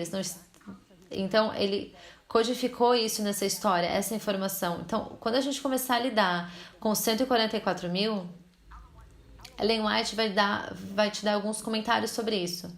E o seu comentário é nessa parte aqui da história, ela vai te dizer que os 144 mil... se você for para João, ele vai te dizer isso também. Ele vai te falar sobre a experiência dos 144 mil, que está contida nessa história pós-decreto dominical, o que não ajuda muito. Por que não nos ajuda muito? Porque essa é a história da chuva serôdia, e para passar pela chuva serôdia, o que você precisa experimentar na tua experiência passada? A chuva temporã. Ellen White vai te dar toda essa história no contexto de uma experiência moral. Ela vai dizer, se você está bagunçado aqui, não espere que a chuva serôdia vai te consertar, porque isso não vai acontecer, porque a chuva serôdia é usada para que propósito? Para evangelismo público, para ir e fazer um trabalho para alguém, não fazer um trabalho para você mesmo. O trabalho para você é aqui, nessa história, é o tempo de preparação. E nós sabemos que os 144 mil é a geração final. Daniel te dá uma data de partida que está escondida nas palavras através de um entendimento estrutural do verso 40. Então nós temos essa história aqui de 1979. E aqui é a história de qual grupo de pessoas? Os 144 mil. Essa é a informação que você precisa saber. Como se preparar para fazer esse trabalho que nós chamamos de evangelismo público. E a gente pode dividir isso em duas partes. Evangelismo público parte 1, e aqui é o trabalho, o último trabalho, que seria para testemunhar para as pessoas quem você é. E você precisa se preparar nessa história. E não tem nenhuma outra informação que a Ellen White te fala, que nenhum ser humano sabe quando isso vai acontecer, como vai acontecer ou o que vai se parecer. Até nós chegarmos, até que esse movimento foi criado. E quando esse movimento, através de pedacinho por pedacinho, de forma sistemática, por 30 anos, trabalhou como isso aqui se parece. E o que nós escolhemos fazer, através do nosso estudo da inspiração, não é chamar isso de 144 mil parte 1, 144 mil parte B e C. Como nós escolhemos chamar, é a história dos sacerdotes. A história dos sacerdotes é a história dos 144 mil e como que eles se preparam para o tempo do fim, até o decreto dominical. É isso que essa história fala. E como nós sabemos que isso está correto? Como sabemos que isso tudo não foi inventado? Como você sabe que a gente não cometeu um erro? Através de algum ponto que, por exemplo, a gente diz, ok, a gente está bem no começo, mas pode ser que a gente cometa algum erro em algum lugar. Como é que você sabe que esse ponto aqui está correto? 2014. A experiência de 2014 para os sacerdotes, que é alguma experiência que os 144 mil vão passar. Como é que você sabe que isso está correto? Nós devemos ser capazes de responder por que isso está correto. Porque ou a gente inventou algo, ou que a gente fez algum cálculo matemático, dizendo que, ok, em 2000 e... Ele está fazendo uma conta aqui maluca agora. E aí a gente entrou, fez vários cálculos para chegar numa data mágica. A gente não fez isso, porque essa é uma metodologia que Future for America frequentemente usa, atualmente usa. A gente sabe que essas datas, esses marcos são corretos porque a gente usa o princípio de padrões repetitivos. Padrões repetitivos que nós chamamos isso de fractais. É por isso que nós sabemos que a gente pode pegar toda essa história, pode torná-la nessa história aqui do 144 mil parte 1, que vai nos explicar e nos provar o que como esses passos se parecem. Então alguém vai chegar num número 2014 e você vai dizer como você sabe que está certo. Você não sabe se você está certo porque você não usou um cálculo. Você sabe que está correto porque tem um padrão repetitivo. E esse padrão é esse aqui. E nós sabemos que esse está correto porque foi dado através do Espírito de Profecia. Nós não inventamos isso. E é por esse motivo que a gente sabe que esses marcos aqui estão corretos. É por isso que nós sabemos que a história dos sacerdotes é sólida, é correta. E o que essas coisas significam. Você não pode simplesmente dizer que decreto dominical, 2014 decreto dominical, simplesmente por falar. É correto, é verdade, porque é uma mini versão, mini padrão dessa linha grande. E é isso porque nós chamamos de decreto dominical, porque é uma repetição, padrão de repetição. A história dos sacerdotes não é nada mais do que um período de tempo de preparação dos 144 mil. Quando eles falam que existem esses 4 grupos, mas eles dizem que nós dizemos que tem 3, mas eles dizem que tem... A gente diz que tem 4, eles dizem que tem 3. Só tem três grupos, sacerdotes, levitas, samaritanos. Você pode em vários lugares dizer que tem três grupos, esse não é o ponto, isso é fácil de ver. Mas a história dos 144 mil não é uma história de um novo grupo de pessoas, é a história da segunda parte ou da continuação da experiência dos sacerdotes. É isso que essa linha quer dizer, essa história. E mesmo que a gente não consiga pegar todas essas questões, porque pode ser muita informação para você, dizer que existem apenas três grupos, sacerdotes, levitas e netineus, e ignorar esta linha, que é da onde vem tudo, porque é isso que você tem que fazer, você acaba cortando a sua linha aqui, porque a história dos netineus termina em Daniel 12:1, ela não continua. Se continuasse, isso quer dizer então que você vai para onde? Você vai ser transladado.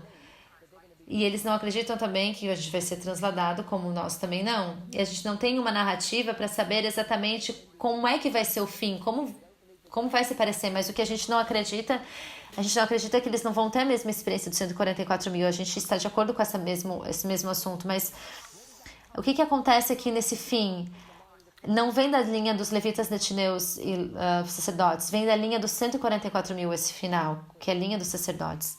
Então isso pode parecer, na verdade, isso são argumentos simples de ver. Você não pode ir de literal para literal.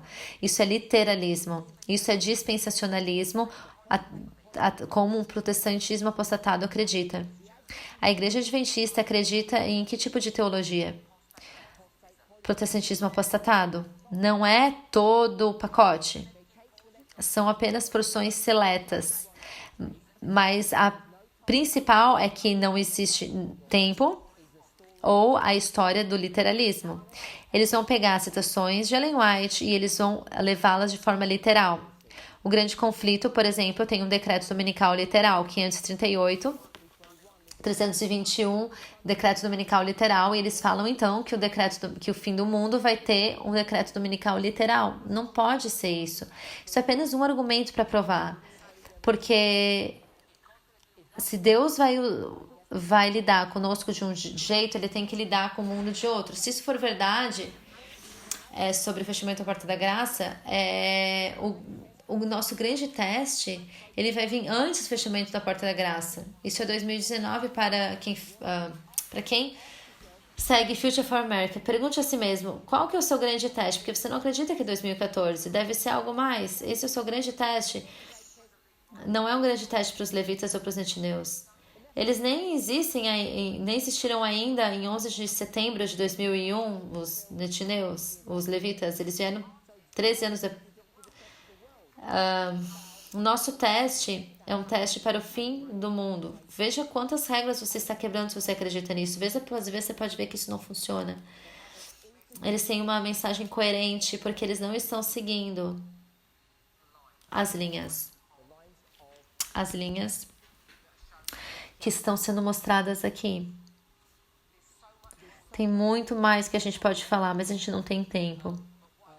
Mas o que eu gostaria que a gente vá agora é sobre essa ideia, seja qual lado do argumento você está, se você está no Vale da Decisão ou você está com Future for America do nosso lado, você precisa saber uma coisa. Apesar das acusações, Future for America e as diferenças que agora eles se apegam não são questões menores. Não é como se eles estivessem falando que nós somos profetas falsos, ou que nós estamos sendo guiados por Satanás. Isso é só uma linguagem inflamatória, não ligo disso. Eles não estão dizendo que eles não estão dizendo que nós adoramos Satanás. Mas o que eu quero que a gente veja é que em 2 meses, desde que eles começaram a sua primeira apresentação no começo de setembro, em 2 meses, eles de forma completa deixaram de acreditar desde 2014 naquilo que eles acreditavam. Porque 2014 trouxe todas essas histórias prévias. E o seu sistema de crença, eles estão deixando de acreditar nisso. durante esses 2 meses. E mesmo que você veja as apresentações, eles estão usando espíritos de profecia para fazer alguns pontos. Eles, na verdade, estão tão longe da verdade que eles não estão mais eles não vão mais se recompor.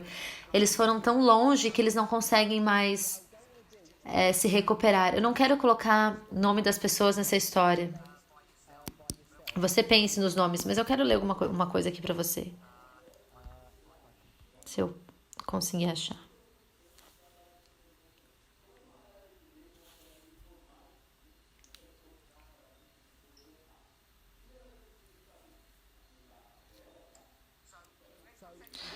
A gente leu Mensagens Escolhidas, volume 2. E foi mostrada que a imagem da besta.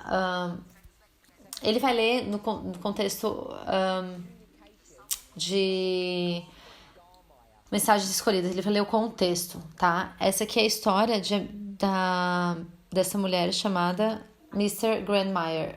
Isso foi escrito em 1890.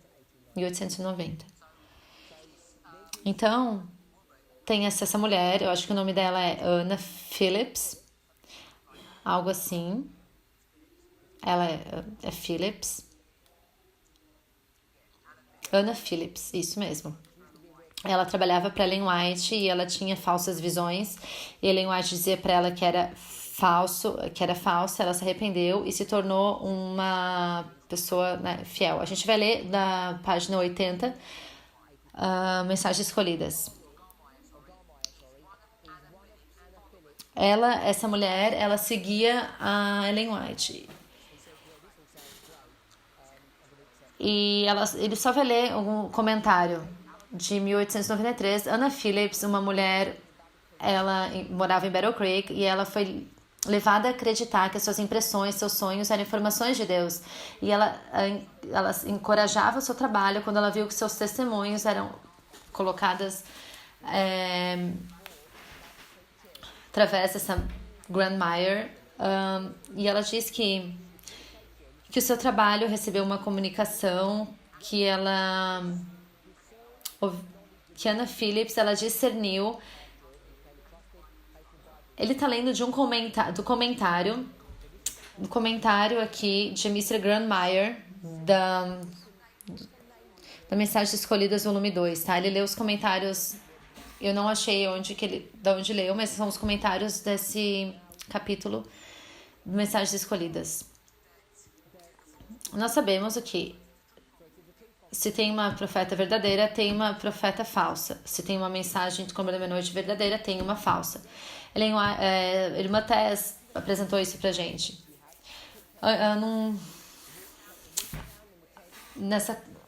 Na campal da meia-noite, do Clamor da Meia-Noite, tinha 2 tendas, a verdadeira e a falsa. E a gente tinha 2 mensagens competindo uma com a outra, uma mensagem verdadeira e uma mensagem falsa. E eu quero que a gente entenda que tinha um profeta falso e verdadeiro. E nessa história, o profeta verdadeiro era Ellen White e o falso seria Anna Phillips. E você tem pessoas que estavam dando suporte para ela. Desde que visitei vossa casa sábado à tarde, de 23 de agosto, algumas coisas me fizeram na mente para dizer-vos. Não hesito em dizer que as visões de Ana não são de Deus. Os sonhos que os membros de vossa família... Ana era uma falsa profeta. Se você vai para a história do Novo Testamento, dentro da igreja tinha duas profetas. Paulo, que seria o profeta verdadeiro, e quem era o profeta falso? Simão, Magos. Eram 2 profetas, o falso e o verdadeiro. Eu quero que você saiba disso. E Paulo estava vivendo em que período de tempo? O período de tempo do Clamor da Meia-Noite. O alto clamor, a história do decreto dominical. Então, a história do decreto dominical, você espera quantos profetas? 2 profetas. O verdadeiro e o falso. Você tem isso nessa história. Então, eu quero que a gente pense internamente, dentro do movimento, dentro da igreja, tem 2 profetas. Você precisa entender quem é o profeta verdadeiro que está dando o verdadeiro clamor da meia-noite e o falso está dando o falso clamor da meia-noite. Esse é um dos argumentos que a gente leu através dos comentários de Ellen White. Através dos comentários ali do Future for America que eu Eu sequestrei a mensagem do clamor da meia-noite. Se eu quero que a gente veja que tem uma pessoa que vai dar a mensagem do clamor da meia-noite verdadeira e falsa. Você sabe quem é que está dando o falso clamor da meia-noite. Não hesito em dizer que as visões de Ana não são de Deus. Os sonhos que os membros de vossa família têm tido são um engano de Satanás. Satanás viu que podia trabalhar sobre vossa fértil imaginação e levar-nos juntamente com outros a cair na rede. Deu-vos Deus aquela mensagem quanto ao tempo? Não, pois nenhuma mensagem dessa espécie vem da genuína fonte de luz. O tempo provou ser de falso profeta, e as visões de Ana, as visões das manifestações de Ana são falsas. Deus nunca opera por essa maneira. Então, o falso profeta vai operar como? Através de uma mensagem de tempo. Então vai ter uma falsa mensagem de tempo, vai ter uma mensagem verdadeira de tempo e uma falsa. Você precisa saber qual que é a metodologia falsa sobre essa questão de tempo e qual que é verdadeira, porque existem duas metodologias que vão dar duas formas diferentes de entender o tempo. Uma vai ser falsa, a outra vai ser verdadeira. Você pode ver isso? Então, quando a gente começa a lidar dentro do nosso movimento, Future for America vai ter várias marcações de tempo, você deve esperar isso.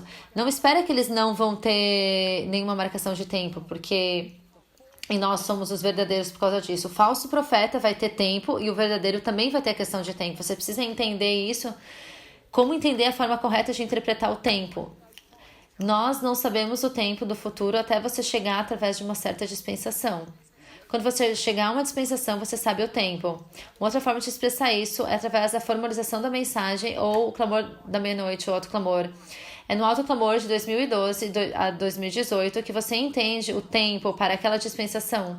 Você não pode pular lá para frente e saber as datas. Future for America diz que você pode.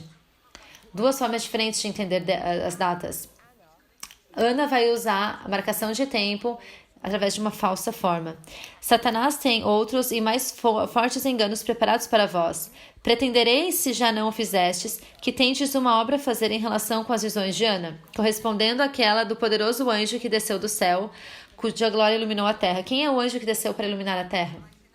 Apocalipse 18, você tem uma mensagem que tem a ver com Apocalipse, que é uma mensagem falsa que eles vão ter, esse grupo de pessoas. Ela está escrevendo para o Mr. Godmeyer. Ele está dando suporte a quem? Ao falso profeta. O falso profeta é aquele que está usando uma metodologia de uma forma correta para dar suporte à sua profecia falsa. Você sabe quem é Mr. Godmeyer hoje? Porque vai ter um entendimento conectado à marcação de tempo com o trabalho do segundo anjo. Você sabe que esse é um argumento do trabalho do segundo anjo. Quem que é o segundo anjo e quando que ele vai ser introduzido? Se você vai para trás, para o estudo que a irmã Tess fez no último sábado, Future for America agora está ensinando que o segundo mensageiro, Cristo, vai vir quando? Em Pânion. Não em 11 de setembro. Lá no futuro, Cristo é o segundo anjo. Então eles vão estar lidando com o segundo anjo e eles estão movendo o segundo anjo. E é exatamente esse contexto aqui. Satanás vê que a vossa mente é toda pronta a impressionar-vos com as suas sugestões. E ele servirá de vós para vossa própria ruína. A menos que, em nome do Senhor, quebrareis as algemas que vos ligam. Várias vezes durante nossa conversa, no qual ficaste muito sério, repetiste a sentença: ó coerência, tu és uma joia. Repito o mesmo, com a mesma força para vós. Dizeis que as visões de Ana colocam a formação na imagem da besta depois do fim da graça. A imagem da besta após o fechamento da porta da graça. É isso que está sendo lidado aqui. Isso não é assim. Pretendes crer que os testemunhos... Deixai que eles vos acertem nesse ponto. O Senhor mostrou-me claramente que a imagem da besta pronunciar antes que termine a graça, pois será a grande prova para o povo de Deus, pela qual será decidido o seu destino eterno. O que está conectado? O grande teste com o quê? Com o anjo de Apocalipse 18 que desce, que ilumina a terra com sua glória. Você precisa saber que teste é esse que ela está se referindo. É o decreto dominical. O decreto dominical é o grande teste, e é aqui onde o anjo de Apocalipse 18 desce, e eles querem que você acredite que eles vão mover isso, que a imagem da besta, que eles dizem que é o grande teste, vai ser em qual marco? 11 de setembro. você pode ver por que eles te levam a uma direção que é puramente falsa, porque eles estão seguindo Anna Phillips, usando o tempo de forma incoerente. Vossa atitude é uma tal mistura de incoerências que só poucos ficarão iludidos. Tomaste a história do profeta desobediente, segundo apresentado no Velho Testamento, e aplicaste a irmã White. Dizeis que ela é perfeitamente sincera, mas é o profeta enganado. Por essa razão, os testemunhos e espíritos de Deus não podem ter efeito sobre vós. Manifestou o Senhor a vós ou a vossa filha, a vossa mulher ou vossos filhos a desobediência da irmã White? A desobediência da irmã White? Será que Deus te mostrou sua filha, mulher ou os filhos que a desobediência da irmã White? Se ela tem andado contrariamente a Deus, mostrareis em quê? Meu dever é fazer positivas declarações de minha atitude, pois interpretais mal meu testemunho. Vós o torceis de seu verdadeiro sentido e introduzis meu nome quando julgais que ele reforçará qualquer coisa que tenhas a dizer. Mas quando os testemunhos não se harmonizam com as vossas teorias, sou acusada, porque sou a falsa profetisa. Há muitas maneiras de evadir-se a verdade. Pareceis ter especial amargura contra alguém mais. Ela continua aqui, através dessa experiência pessoal. Eu quero sugerir que a experiência que Mr. Galdmeyer, ao ele lidar com o grande teste, com o anjo de Apocalipse 18, com a falsa metodologia de marcação de tempo, lidando com o falso profeta Anna Phillips, que seria Simão Magos no período de tempo do clamor da meia-noite, hoje está sendo cumprido, está sendo isso cumprido hoje. Existem dois profetas, e um verdadeiro e um falso profeta, que estão clamando para a sua atenção. Você precisa saber quem são essas pessoas. Vamos orar. Pai Celeste, nós gostaríamos de te agradecer pela sua bondade e misericórdia ao percebermos o tempo solene que estamos vivendo e como curto tempo nós temos antes que o destino de cada um de nós mude. É nossa esperança em nossa oração que cada um de nós tomemos o lado correto desses assuntos ao entendermos o trabalho de Cristo no lugar santíssimo e o que Ele está fazendo por nós, através de nós e em nós. Nos ajude a ter um entendimento correto dessas linhas, que possamos ser capazes de discernir entre Ellen White e Anna Phillips. Por favor, esteja conosco, nos guie. Nós oramos isso em nome de Jesus. Amém.